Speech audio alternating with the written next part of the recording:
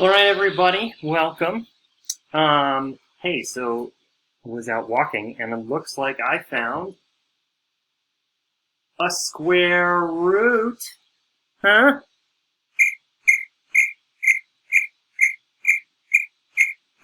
Nothing? Nothing? Nobody? Okay.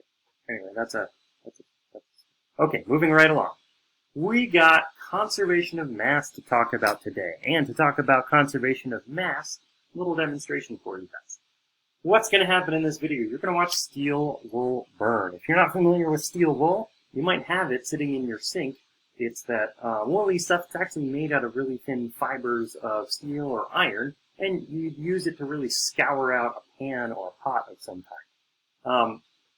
It turns out it's actually fairly easy to light it on fire because it's so thin. And so the question here is going to be, as the steel wool sits on this tray and burns, is the mass, and so it's sitting on a scale so we can tell what the mass is doing, is it going to increase, is it going to decrease, or is it going to stay the same? Pause the video, write down in your notebook what your prediction is for that before we watch the video. Okay, welcome back. So, you should have written down your prediction for what's going to happen to the mass here, and now we're going to observe it. So, as I play the video, we're going to watch what happens. There's the steel wool placed on a tray, placed on a digital scale, and you can see the scale is going to settle a little bit. We're going to end up with an initial mass of about 27.35 grams. And so then the person in the video is going to light it on fire, and you can watch it starts to burn through the steel wool. And actually, initially, it seems like it's gone down just ever so slightly, down to 27.25, so lost about 1/10 of a gram there, which isn't a whole lot. Burning is spreading throughout.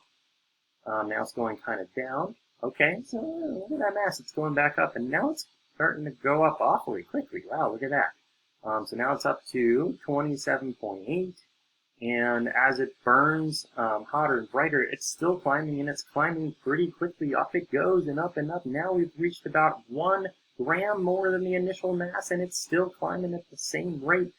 Go, little buddy, go. It's still burning. You can still recognize it as steel wool, but the burning is continuing, and we have gotten just about to 29 grams. 29 grams. How high can we get? Let's see. Burning down. Okay, it seems like maybe the fire is starting to go out. The increase in mass is slowing just a little bit. And now we can't see a whole lot more burning going on. Let's see what it finally settles at.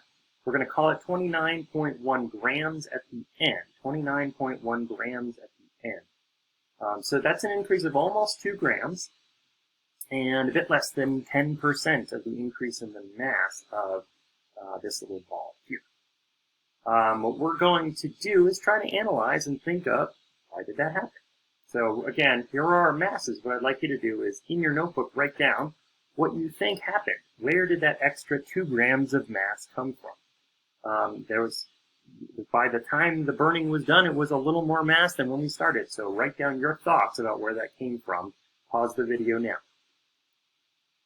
Okay, welcome back. So hopefully you wrote down your thoughts about where you think that extra mass might have come from, and we'll explore this. But we have to, in order to do so, we have to take this little detour into systems. What are systems? So systems, really important concept in science, also a really important concept in everyday life. So we can define a system as being some kind of set of interacting components that we can then see as being separate from some other system. And we find systems everywhere. A really good example is all of your digital devices have some kind of operating system. So if you have an iPhone, you have iOS is the operating system. If you have an Android phone, Android something, they all have funny dessert names, is your operating system. You might have a computer with Windows on it. You might have OS X is a Mac operating system. You might even have your Chromebook, which has a Chrome operating system. And what those operating systems do is they are the software that brings together all the parts of hardware to make the computer work. So they pull together what comes in from the keyboard and the mouse and goes out to the monitor and the sound system and anything else. So that's an example of a system. And systems can really be any size or found in any kind of context. Here's some other examples of systems that you might find in everyday life and in science. You have transportation systems, right? Here's a map of all of the light rail and rapid bus service in Denver. That's part of our transportation system.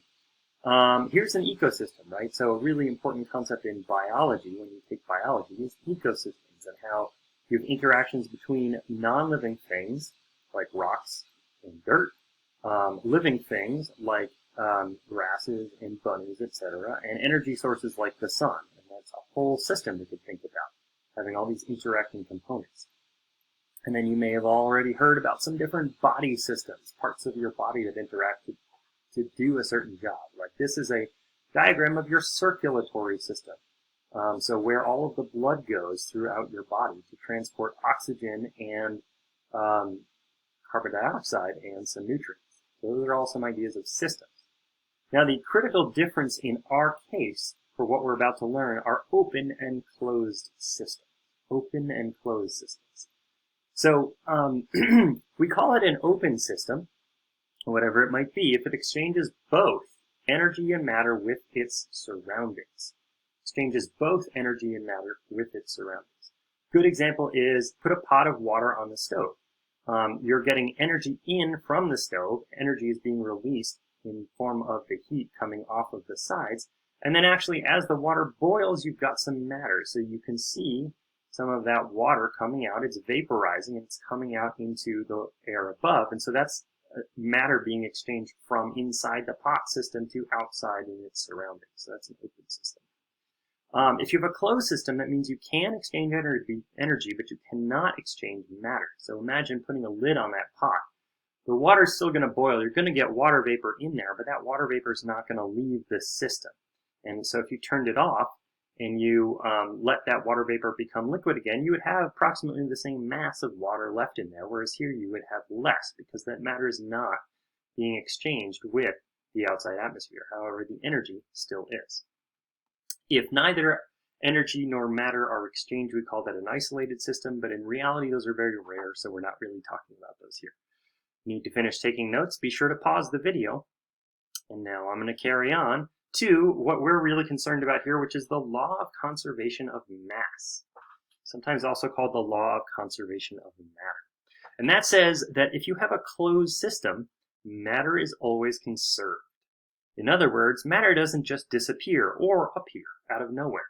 It's always coming from somewhere, going somewhere, and if it's in a closed system, you can't get anything from the outside. It's always got to be whatever is in there. Stuff doesn't just appear or disappear.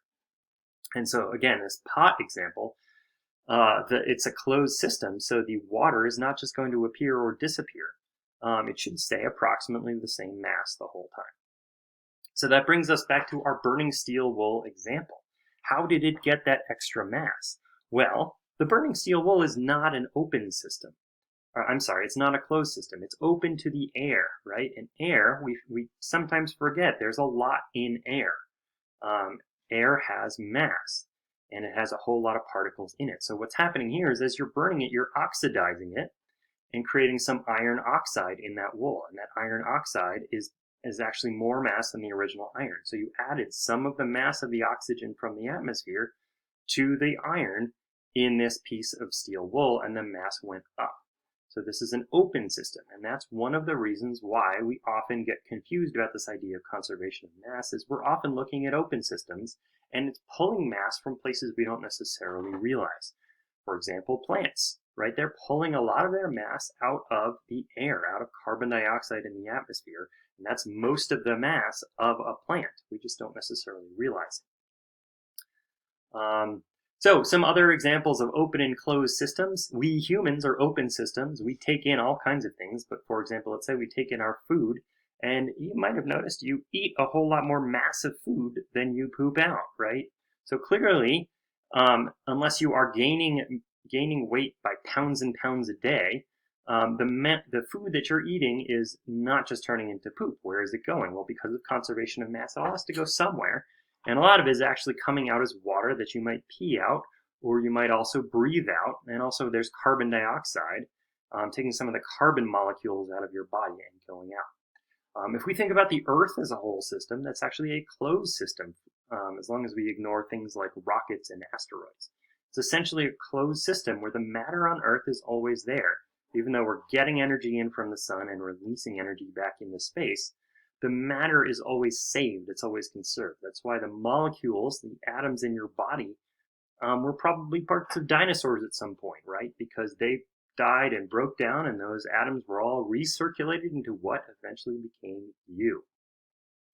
And so to wrap this up, the important thing that we're getting at here is for chemical reactions. Chemical reactions is the next topic. And in chemical reactions, mass is always conserved. So if we put some stuff together to make it react, the mass of what goes in is always the same as the mass of what comes out of that reaction. And that's why we do things like balanced chemical reactions, which we're going to see when we look at that next topic.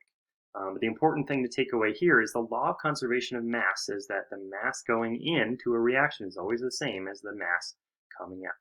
All right, I hope you enjoyed that. Thanks for watching. See you next time.